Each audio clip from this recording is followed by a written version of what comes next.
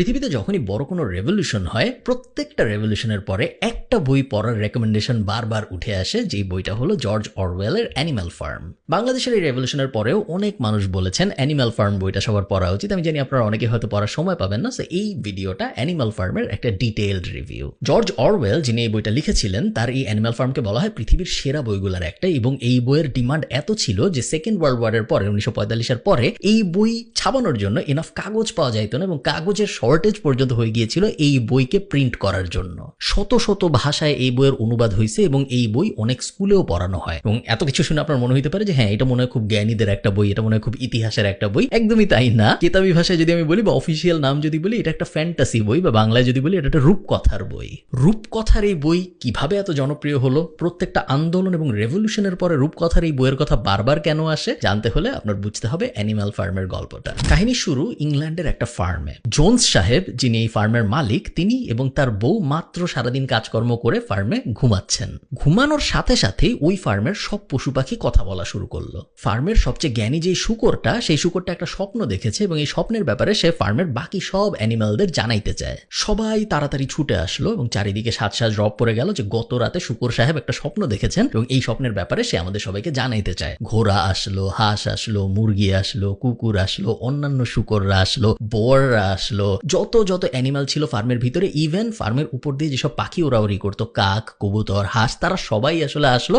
সবাই আগ্রহী যে স্বপ্নে আসলে উনি কি দেখছে। তো শুকর সাহেব বলা শুরু করলেন, দেখো বন্ধুরা, আমি অনেক দিন বেঁচেছি, আমি অনেক কিছু দেখেছি জীবনে, এবং আমার মনে হয় না আমি আর খুব বেশি দিন বাঁচবো। আমি মরার আগে তোমাদের কিছু ব্যাপার বলে যাইতে চাই। জীবনের মানেটা আসলে কি চিন্তা করে দেখো। আমরা অ্যানিম্যালরা আমরা জন্মাই, তারপরে আমরা 1 বছর বা অনেক ক্ষেত্রে 6 মাস 7 মাসের মতো একটু আনন্দের জীবন পাই, এবং তারপরে আমাদের যখন পূর্ণ বয়স হয়ে যায় তখন আমরা হয় ফার্মে কাজ শুরু করি, তখন আমাদেরকে বিভিন্ন লেবার পুলের কাজ হিসেবে ইউজ করা হয়। আমরা ঘোড়া হইলে আমাদের উপরে মানুষ চড়ে, আমরা গরু হইলে আমাদের দিয়ে চাষ করায়, এবং আরো আনফরচুনেট যদি আমরা এমন কেউ হই, যেমন মুরগি ফর এক্সাম্পল, তাহলে আমাদের মেরে ফেলা হয় খাওয়ার জন্য।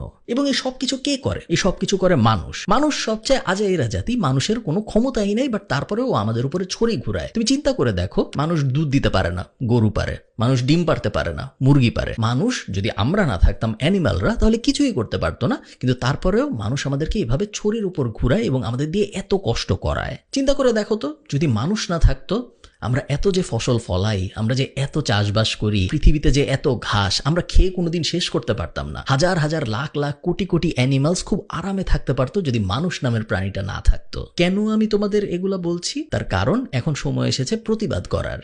আমাদের করতে হবে একটা রেভলিউশন। তোমরা কি রেভলিউশন করার জন্য প্রস্তুত? সব অ্যানিমালরা একদম চিৎকার করে ওঠে, হ্যাঁ প্রস্তুত, এবং সবাই খুব উজ্জীবিত হয় যে হ্যাঁ আসলেই তো তাই, এভাবে তো জিনিস চলতে পারে না, আমরা সব করি, মানুষ কেন আমাদেরকে এভাবে শোষণ করবে, আমরা একটা রেভলিউশন করব। এত স্লোগান, চিৎকার, গান বাজনা হয় যে জোন্স সাহেব যিনি ঘুমায় গিয়েছিল, উনি ঘুম তো ভেঙে যায় এবং উনি বন্দুক নিয়ে নিচে নেমে আসে দেখার জন্য যে এত চিল্লাচিল্লি কারা করতেছে। উনি বন্দুক নিয়ে নেমে আসছে, এটা যখন দেখে অ্যানিমালরা, তখন সবাই ছত্রভঙ্গ হয়ে যায় এবং সবাই যার যার মতো করে পালায় যায়, ঘুমায় পড়ে। এভাবে বিপ্লবের প্রথম রাত শেষ হয় এবং তার ঠিক 3 রাত পরে যেই স্বপ্নটা দেখিয়েছিল সেই শুকর সাহেব মারা যায়। তো শুকর সাহেব মারা গেলেন, কিন্তু উনি যে স্বপ্ন দেখিয়ে গিয়েছিল এই স্বপ্ন কিন্তু এখনো বাস্তব, এবং প্রত্যেক রাতেই গোপন মিটিং হয়, প্রত্যেক সপ্তাহেই গোপন মিটিং হয়। এই যে পুরো ব্যাপারটা যে আমরা একটা আন্দোলন করব, আমরা একটা রেভলিউশন করব, আমরা মানুষের এগেইনস্টে যে নিজেদের মুক্ত করব, এই ব্যাপারটার নাম দেওয়া হয় অ্যানিমালিজম। প্রথম দিকে সব ঠিকঠাক, সবাই একমত যে হ্যাঁ মানুষ অনেক শোষণ করে, মানুষের বিরুদ্ধে আমরা যাব, অ্যানিমালিজমে আমরা সবাই একমত, আমরা চাই স্বাধীন হইতে। বাট কিছুদিন পরে অদ্ভুত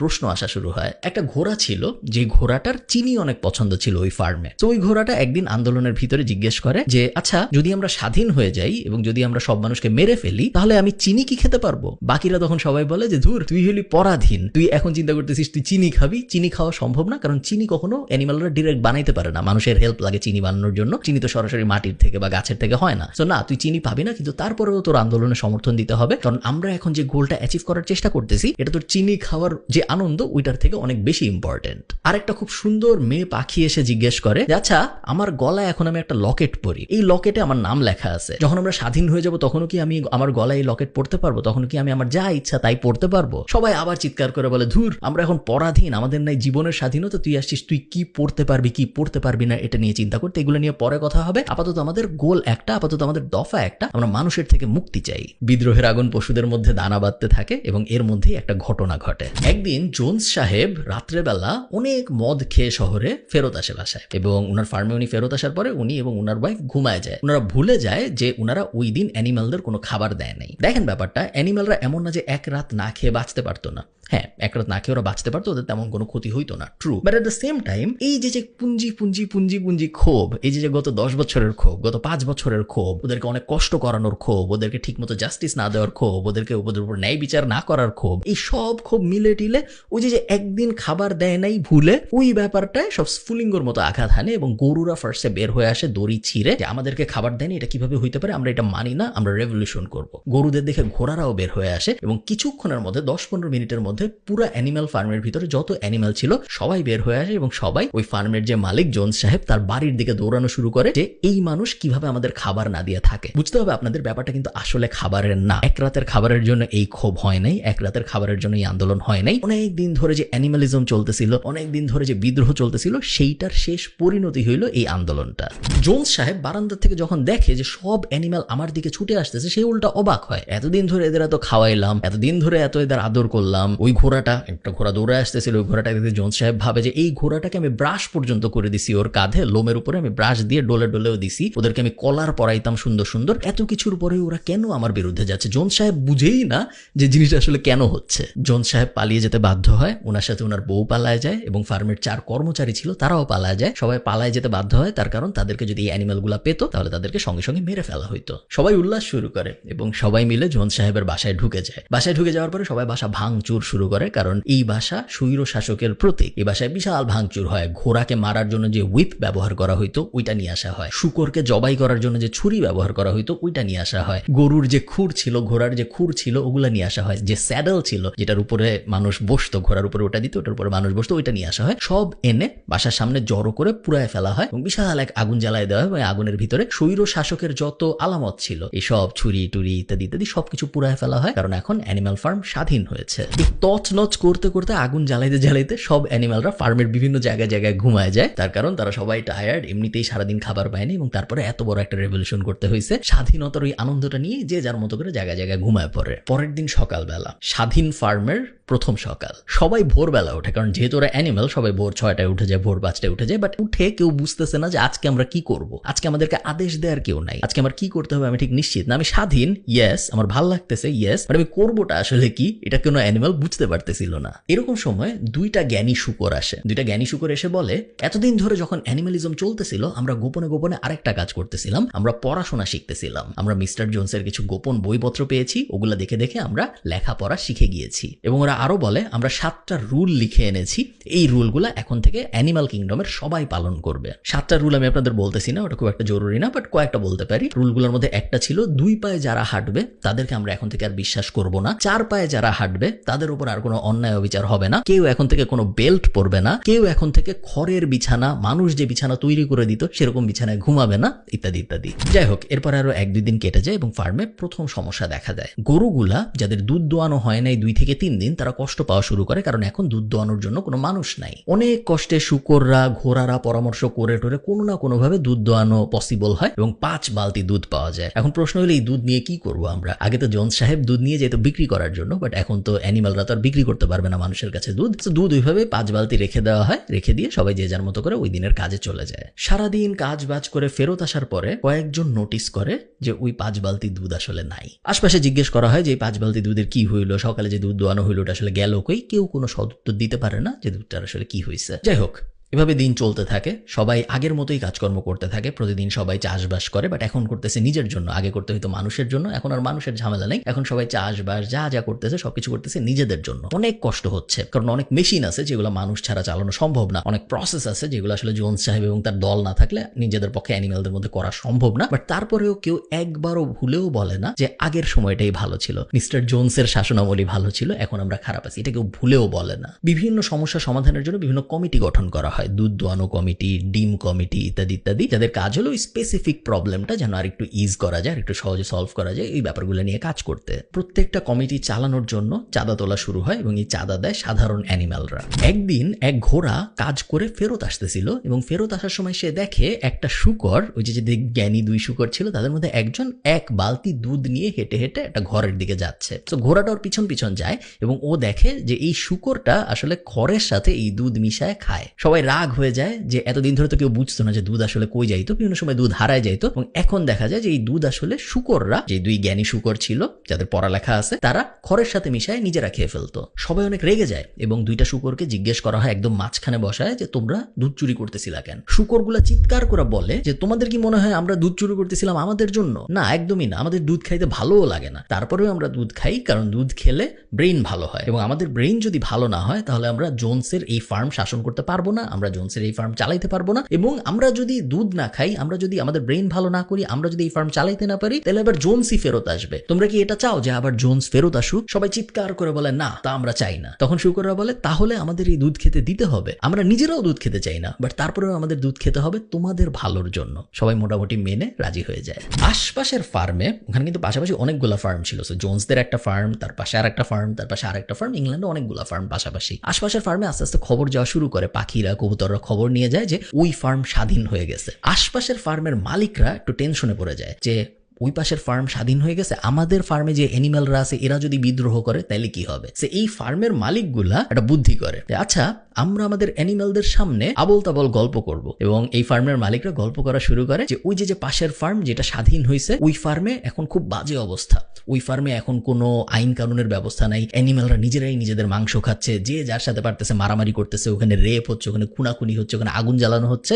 ভাগ্যিস আমাদের ফার্মে এরকম হচ্ছে না। অ্যানিম্যালদের শোনায় শোনায় এই ফার্মের মালিকরা নিজেরাই এগুলো বলতে থাকে যাতে করে ওদের নিজেদের ভিতরে কোনো দাঙ্গা ফ্যাসাদ না বাঁধে। এভাবে চলতে থাকে এবং হঠাৎ করে একদিন একটা কাহিনী হয়। জোনস সাহেব তার যে 4 কর্মী নিয়ে পালায় গেছিল, তারা 5 জনই আবার ফার্মে ব্যাক করে এবং যুদ্ধ করতে বন্দুক টন্দুক নিয়ে ওরা ফার্মের ভিতরে ঢুকে যায়। জ্ঞানী যে 2 জন শূকর ছিল তারা এটা আগে থেকেই প্রেডিক্ট করতে পেরেছিল যে হ্যাঁ আবার একটা যুদ্ধ বাঁধবে, এবং জোনসের বাসায় নেপোলিয়নের কিছু বই ছিল, এই বইগুলোও জ্ঞানী শূকররা পড়ছিল, ওরা যুদ্ধের ব্যাপারেও মোটামুটি বুঝতো। অ্যানিম্যালরা সবাই অ্যাটাক করে, মাত্র 5 জন ওরা, বদলে এই পাশে হাজার হাজার অ্যানিম্যাল। ওরা জিততে পারে না, ওরা পালায় যায়, বন্দুক টন্দুক ফেলে পালায় যায়, এবং পুরা একটা মুক্তিযুদ্ধের মতো সিচুয়েশন হয় এবং ফার্ম আবার অ্যানিম্যালদের দখলে আসে। ওদের দখলেই ছিল, একটা যুদ্ধ হয় এবং তারপরে আবার ওরা দখল নেয়। এই যুদ্ধটায় যারা আহত হয় তাদেরকে সার্টিফিকেট দেওয়া হয়, তাদেরকে মেডেল দেওয়া হয় এবং তাদেরকে আলাদা সিটিজেন, স্পেশাল সিটিজেন হিসেবে গণ্য করা হয়, কারণ তারা মুক্তিযুদ্ধ করছে। আবার কিছুদিন এভাবে চলে এবং তারপরে আরেকটা অদ্ভুত ব্যাপার দেখা যায়।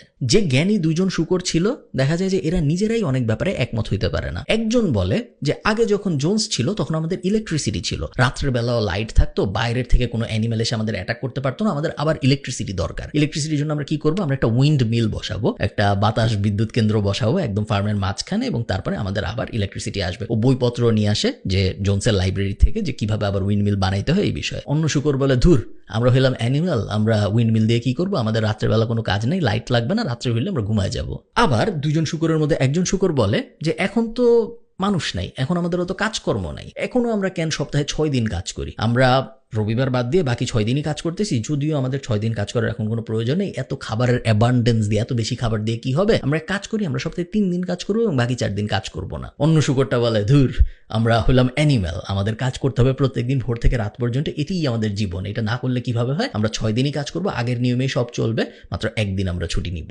এত ডিসএগ্রিমেন্ট হয় এই 2 শূকরের মধ্যে যে ফাইনালি ডিসাইড হয় যে আচ্ছা একটা ভোট হোক, একটা ইলেকশন হোক, একটা ভোট হোক, একটা নির্বাচন হোক, এবং নির্বাচনের মাধ্যমে এই 2 শূকরের মধ্যে একজন শূকরকে আমরা নির্বাচিত করব, পুরো অ্যানিম্যাল সমাজ তার কথা আমরা শুনবো, কারণ এত ডিসএগ্রিমেন্টের মধ্যে একটা ফার্ম চলতে পারে না। ইলেকশনের ব্যবস্থা হয়, চারদিকে বিশাল মিটিং, মিছিল, স্লোগান, 2 জনই নিজেদের মতো করে ক্যাম্পেইন করতেছে, 2 জনই সব অ্যানিম্যালদের বলতেছে তাদের কেন ভোট দেওয়া উচিত, সাজ রব অবস্থা। ভোটের দিন একটা খুব বাজে ব্যাপার হয়। ভোটের দিন 2 জন শূকর ফাইনাল ভাষণ দেয় নিজেদের, এবং নিজেদের ফাইনাল ভাষণ দেওয়ার পরে একটা শূকর বুঝে যে ও আসলে জিতবে জিতবে না, কারণ অন্যজনের ভাষণের পরে যে পরিমাণ চেয়ার, তালি, হাততালি ইত্যাদি হয়েছে, ওর সময় ওটা হয়নি। ও যেটা করে, ওর অনুগত 4টা কুকুর ছিল, ওই 4টা কুকুরকে অন্য শুকরটার পিছনে লেলায় দেয়। ওরা ধাওয়া করে ওকে মারার জন্য, পেলে একদম মেরেই ফেলতো। শুকরও পালানো শুরু করে এবং কোনো মতে জান নিয়ে শুকর ফার্ম টপকায় দেওয়ালে পাশের ফার্মে চলে যায়। কোনো মতে ওই প্রধানমন্ত্রী পদপ্রার্থী জান নিয়ে বাঁচে। এরপরে তো আর ইলেকশনের কিছু নেই, কারণ ইলেকশনের যে 2 ক্যান্ডিডেট ছিল তার মধ্যে এক ক্যান্ডিডেট পালায় গেছে, অন্যজন বিনা ভোটে প্রধানমন্ত্রী নির্বাচিত হয়। সবাই অবাক হয়ে দেখে, আগে যেই কুকুরগুলা জোনসের সাথে ঘুরতো, জোনসের সাথে হাঁটাহাঁটি করতো, জোনসের সাথে হাঁটার সময় লেজ নাড়াইতো, সেই সেম কুকুরগুলা, সেই সেম 4টা কুকুর এখন এই নতুন প্রধানমন্ত্রীর সাথে সারাদিন হাঁটে। নতুন প্রধানমন্ত্রী যেখানে যায় সেখানেই ওরা যায়, সারাক্ষণ ওদেরও নতুন প্রধানমন্ত্রীকে দেখলেই লেজ নড়ে। এর মধ্যে নতুন প্রধানমন্ত্রী ওই ব্যাপারটা রিয়ালাইজ করে যে এই যে সবার সামনে 4টা কুকুর দিয়ে অন্য প্রধানমন্ত্রী পদপ্রার্থীকে ধাওয়া করে একদম মেরে ফেলার মতো অবস্থা করলাম, এটা উচিত হয় নাই। সো কাঠবিড়ালির একটা দলকে দায়িত্ব দেওয়া হয় সাধারণ জনগণকে বোঝাইতে যে এটা কেন করা হয়েছে। এই কাঠবিড়ালির দল বিভিন্ন অ্যানিমেলের গ্রুপের কাছে যায়, যে বলে যে দেখো, আসলে প্রধানমন্ত্রী এটা করতো না, কিন্তু প্রধানমন্ত্রীর কাছে গোপন খবর ছিল যে অন্য যে পালায় গেছে যে শুকর, ওর সাথে জোনসের গোপন আতাত হয়েছিল এবং ওরা ঠিক করছিল যে এই ফার্মটাই আবার জোনসকে ফেরত দিয়ে দেওয়া হবে। অনেক গোপন ইনফরমেশন আছে, এগুলোর ব্যাপারে তো তোমরা সাধারণ অ্যানিমেলরা জানবা না, বুঝবা না, এগুলো শুধুমাত্র যারা পড়াশোনা জানে তারাই বুঝবে।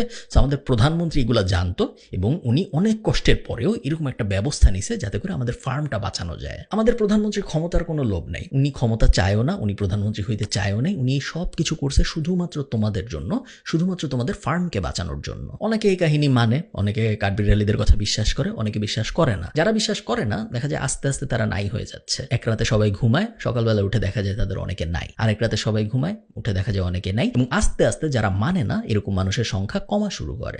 নতুন প্রধানমন্ত্রীর বিরুদ্ধে যখনই কেউ কিছু বলতো, সবসময় একটা কথাই বলা হইতো যে তোমাদের কি মনে নাই জোনসের শাসনামল কেমন ছিল? তোমাদের কি মনে নেই আগে আমরা মানুষের অধীনে কত পরাধীন ছিলাম? এখন আমরা স্বাধীন, এখন আমাদের আর কোনো প্রভু নাই। তো তোমরা কি আগের অবস্থায় ফেরত যাইতে চাও? সব অ্যানিমেলরা চিৎকার করে বলতো, না, আমরা কোনোভাবে আবার আগের অবস্থায় ফেরত যেতে চাই না, আমরা কোনোভাবে আবার মানুষের অধীনে যাইতে চাই না। তখন বলা হয়তো তাহলে চুপ থাকো, নতুন প্রধানমন্ত্রী যা করতেছে অনেক খারাপের মধ্যে চেষ্টা যে করতেছে, এই জন্যই তোমার থ্যাঙ্কফুল হওয়া উচিত। তুমি তো থ্যাঙ্কফুল হইতেছো না, বরং নতুন প্রধানমন্ত্রীকে কোয়েশ্চেন করতেছো, এটা কিরকম কথা? এরই মধ্যে কিছু অ্যানিমেল নতুন প্রধানমন্ত্রীকে খুশি করার জন্য অ্যানিমেল ফার্মের বিভিন্ন জায়গায় বড় বড় মূর্তি বানায় এই নতুন প্রধানমন্ত্রী শুকরের। এই যে মূর্তিগুলো দেখে প্রধানমন্ত্রী, এগুলো দেখে উনি অনেক খুশি হয় যে হ্যাঁ, এরা তো আমাকে খুবই পছন্দ করে, এরা আমার জন্য মূর্তি টুর্তি বানাইছে। এদেরকে সাথে নিয়ে প্রধানমন্ত্রী যেখানেই যায়, ওনার সাথে তো 4টা কুকুর আগে থেকেই থাকতো, এখন এই সাঙ্গপাঙ্গকে উনি নিয়ে যাওয়া শুরু করে এবং এই সাঙ্গপাঙ্গদের স্পেশাল পাওয়ার আসা শুরু হয়, কারণ এরা প্রধানমন্ত্রী শুকরের খুব কাছের লোক। আগে শুধু প্রধানমন্ত্রী এবং তার কুকুরগুলা স্পেশাল দুধ, আপেল এগুলা পেত, এখন এই সাঙ্গপাঙ্গরাও স্পেশাল দুধ, আপেল পাওয়া শুরু হয়। মনে আছে যে 7টা রুল হয়েছিল, এই প্রধানমন্ত্রী এবং অন্য যে শুকর ছিল এই দুজন মিলেই 7টা রুল লিখছিল যে 2 পায়ের কেউ আমাদের বন্ধু না, 4 পায়ের কেউ আমাদের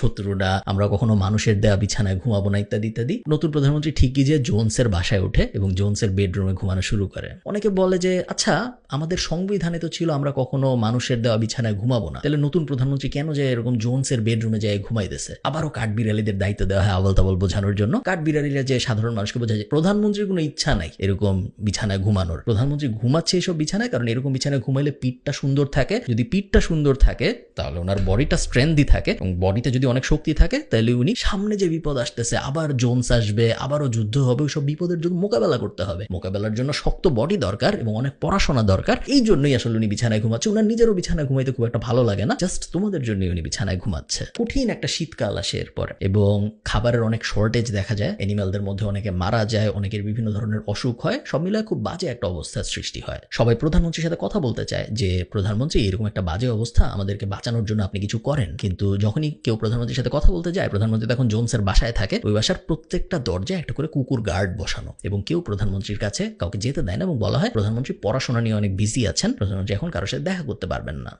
এরই মধ্যে আরো কিছু অদ্ভুত অদ্ভুত ব্যাপার হওয়া শুরু হয়। 2 মাসের জন্য যে শস্য জমায় রাখা হয়েছিল, হঠাৎ করে দেখা যায় ওই শস্য নাই। প্রধানমন্ত্রীকে যখন বলা হয় তখন প্রধানমন্ত্রী বলে নিশ্চয়ই এটা জোনসের ষড়যন্ত্র, জোনস নিশ্চয়ই কিছু ফার্মের দুষ্কৃতিকারীদের সাথে মিলায় কোনোভাবে ভুলায় ভালায় শস্য চুরি করে নিয়ে যাচ্ছে। প্রধানমন্ত্রী এটাও বলে যে আমি একটা তদন্ত কমিশন করব এবং এই তদন্ত কমিশন ঘোষণা করবে যে আসলে সমস্যাটা কি হচ্ছে, কেন আমাদের ফার্মের ভিতরে চুরি হচ্ছে। তদন্ত কমিশন হয় একটা, এবং তদন্ত কমিশন তদন্ত করে ঘোষণা দেয় যে ওই যে পালায় গেছিল, যে ইলেকশন করতে গেছিল অন্য প্রধানমন্ত্রী শুকর পদপ্রার্থী এবং যে পালায় গেল, সে নাকি জোনসের সাথে ষড়যন্ত্র করে, দুজন মিলে ষড়যন্ত্র করছে এই ফার্মের সাথে, এবং এই দুজন মিলেই আসলে সবকিছু চুরি করতেছে, এবং ওই শুকরটাকে যে পালায় গেছিল তাকে দেশদ্রোহী ঘোষণা করা হয়। তো অনেকেই তখন বলে যে জোনস যখন প্রথমবার বাকি তার 4 বন্ধু নিয়ে ফার্ম অ্যাটাক করতে আসছিল তখন তো এই শুকর যুদ্ধ করছিল এবং যুদ্ধে সে আহতও হয়েছিল এবং তাকে মুক্তিযোদ্ধা সার্টিফিকেট দেওয়া হয়েছিল, তাকে মেডেলও দেওয়া হয়েছিল। তারপরে যে প্রধানমন্ত্রী ইলেকশনে সে ধাওয়া খায় পালায় গেল, কিন্তু তার আগ পর্যন্ত তো সে মুক্তিযোদ্ধা ছিল। যে এতদিন মুক্তিযোদ্ধা ছিল সে হঠাৎ করে দেশদ্রোহী কিভাবে হয়ে যায়? এরকম কথাবার্তা যারা বলে তাদেরকে অনেক ভয় টয় দেখায়, চুপচাপ করা হয়, তাদের মধ্যে অনেকে নাই হয়ে যায় এবং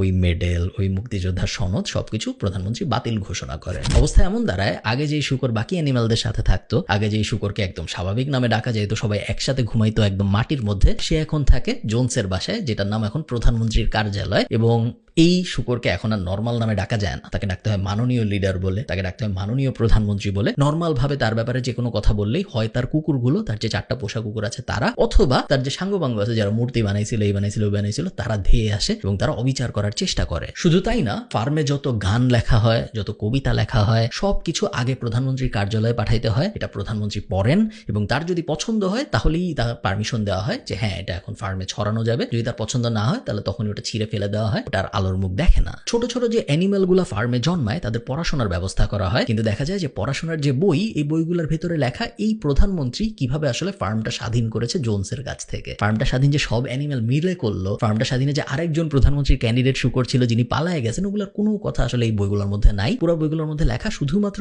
এই প্রধানমন্ত্রী কিভাবে তাদের সবার জন্য এত কষ্ট করে কাজ করেছে, তাদের সবাইকে স্বাধীন করেছে, তাদের সবাইকে উদ্ধার করেছে জালিমের হাত থেকে। আস্তে আস্তে সব পশুরা আগের ইতিহাস ভুলে যাওয়া শুরু করে। অনেকেই মনে মনে ভাবে যে মানুষের অধীনে যখন ছিলাম তখনও আমাদের এত কষ্ট ছিল না, এখন আরেক পশুর অধীনে এসে যেরকম হয়েছে। বাট কেউ এটা বলতে পারে না, কারণ এটা বলার কোনো সাহস নাই। প্রধানমন্ত্রী যে শুকর, উনি যে কোনো ক্রিটিসিজম টের পান না এরকম না, উনি কিন্তু ক্রিটিসিজম কিছু কিছু টের পায়। এবং উনি যখন এগুলো টের পাইলো, যখন দেখলো যে খাবারের সমস্যা, এত সমস্যা, অত সমস্যা, কেউই আসলে আমার উপর খুশি না, তখন সে একটা ডিসিশন নিল। তখন সে বললো যে আচ্ছা, আমি জাতির উদ্দেশ্যে একটা কথা বলতেছি, আমি তোমাদের সব প্রবলেম সলভ করে দিব, তোমরা কোনো চিন্তা করো না, আমি প্রবলেম সলভ করার জন্য একটা ডিসিশন নিচ্ছি। ডিসিশনটা কি? উনি হঠাৎ করে ঘোষণা দিলেন যে আমি এখন থেকে আর প্রধানমন্ত্রী না, আমি এখন থেকে রাষ্ট্রপতি, এবং এটা একটা ফার্ম না, এটা এখন থেকে একটা রিপাবলিক, এটা এখন থেকে একটা দেশ।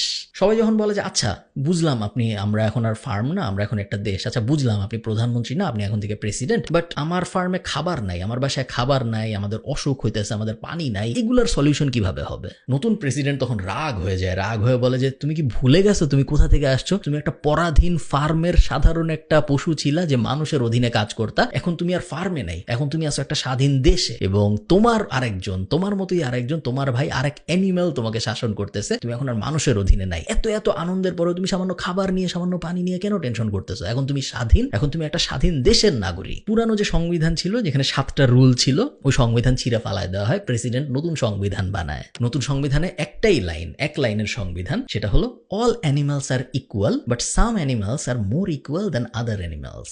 এই সংবিধান যখন পাশ হয়, তখন এই সংবিধান পাশ হওয়া সেলিব্রেট করতে নতুন প্রেসিডেন্ট বা প্রাক্তন প্রধানমন্ত্রী মদ খেতে বসেন। প্রেসিডেন্টের কাছে তো আর তখন খুব বেশি পশু যেতে পারে না, যারা একটু দূরে ছিল তারা তাকায় দেখে যে প্রেসিডেন্ট শুকরটা হেঁটে হেঁটে মদের ক্যাবিনেট পর্যন্ত গেল 2 পায়ে, বাকি যে 2 পা ছিল, সামনের যে 2 পা, সেই দুটাকে হাতের মতো ব্যবহার করে মদ ঢাললো এবং তারপরে ঠিক মানুষের মতোই পাশের চেয়ারটায় বসে মদ খাওয়া শুরু করলো, ঠিক যেভাবে জোন্স সাহেব মদ খেতেন অনেক অনেক অনেক আগে।